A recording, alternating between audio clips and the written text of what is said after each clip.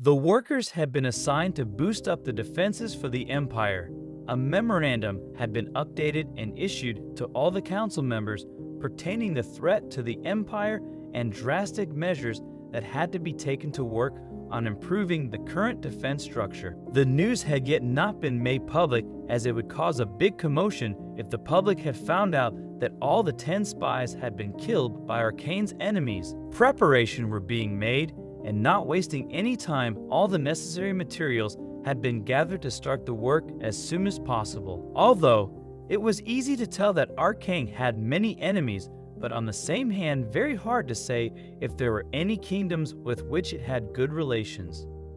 Due to the geographical location of the kingdom and not building good diplomatic relations with other kings, Arcane was already at a huge disadvantage. King Arthur was indeed a very reputed and trustworthy king who was known across the empire as a very truthful and a kind-hearted king. But on the same hand, King Arthur was never good at making friends or building good geopolitical relations with other kings. During many assembly meetings with the council members, this issue had been raised and a suggestion had been provided where council members should be given a chance to try establishing relationships with other kingdoms, but the proposal was always rejected by the king and his supportive members, since they viewed it as a sign of exposing the secrets of the empire to the outside world. Already tense, King Arthur went to his room as it was already bedtime.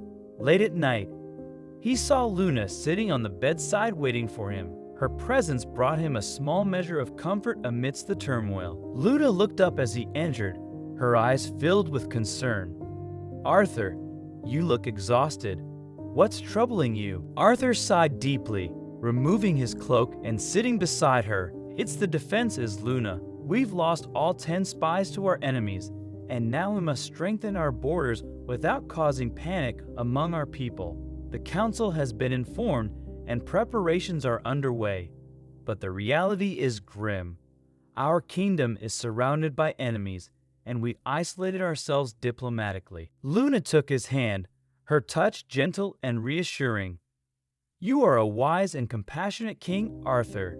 Your people trust you. Perhaps it's time to reconsider the council's suggestion about establishing relationships with other kingdoms. We cannot face this threat alone." Arthur nodded slowly, his expression thoughtful. "You may be right, but my fear is that in reaching out, we may expose our vulnerabilities. It's a delicate balance." The following day, King Arthur summoned an emergency council meeting. As the council members gathered, the atmosphere was tense. Arthur stood at the head of the table, his gaze steady and resolute. "I have given much thought to our current situation," Arthur began, his voice firm. "We are facing unprecedented threats from our enemies, and our isolation only serves to weaken us further. It is time we consider a new approach." The council members exchanged surprised glances. This was a significant shift from Arthur's usual stance. Arthur continued, "I propose we begin diplomatic efforts to establish alliances with neighboring kingdoms. We must strengthen our defenses, yes, but we also need allies who can support us in times of need. I will personally oversee these efforts to ensure our secrets remain protected." One of the senior council members, Lord Garin, stood up. "Your Majesty, this is a bold and necessary move. I fully support your decision. We have skilled diplomats who can aid in these efforts and ensure we approach this with caution and wisdom." The council members murmured in agreement, and a sense of cautious optimism began to replace the tension in the room. Arthur nodded. "Thank you, Lord Garin.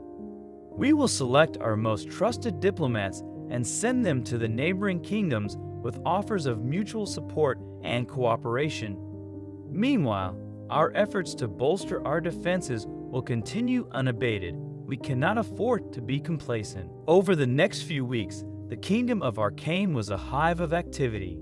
Workers fortified the walls and reinforced strategic points throughout the realm.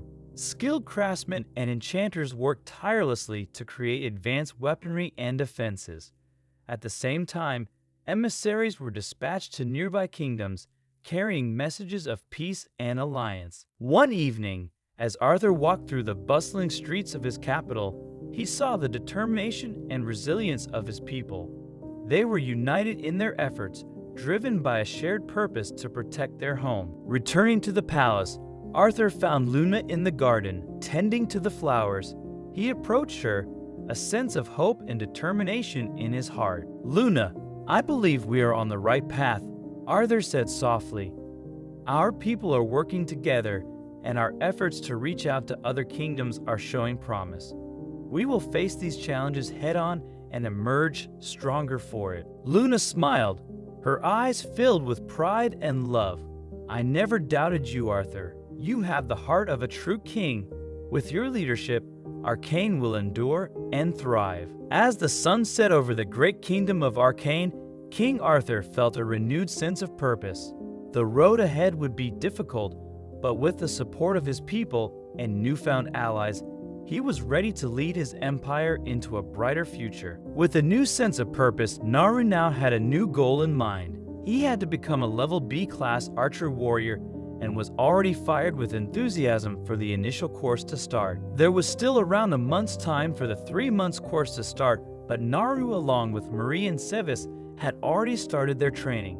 They did not want to waste any time and were determined to make a good impression when the course began. Every morning, the 3 friends would gather at the crack of dawn in the open fields near the edge of the forest. Their training routine was simple but effective, focusing on building their stamina, strength, and basic combat skills. During morning time, they would practice running long distances through the forest trails to build endurance. The varied terrain helped them develop agility and adaptability. After the run, they moved on to bodyweight exercises such as push-ups, sit-ups, and squats.